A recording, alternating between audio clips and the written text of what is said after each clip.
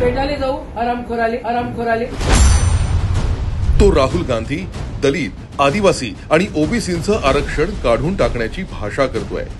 त्या धनदांडग्या राहुल गांधी विरोधात बोलायची हिम्मत एक कुणब्याचा पोरगा अनिल बोंडे करतोय। राहुल गांधी असो जीभ छाटू नये, पण जिभेला चटके मात्र निश्चितच दिले पाहिजे। आपल्या बहुजन लोकांसाठी आवाज उठवणाऱ्या अनिल बोंडेंना पाठिंबा द्यायचा सोडून काँग्रेसी गुलाम यशोमती ठाकूर विरोध करत त्यांनाच हरामखोर म्हणताय।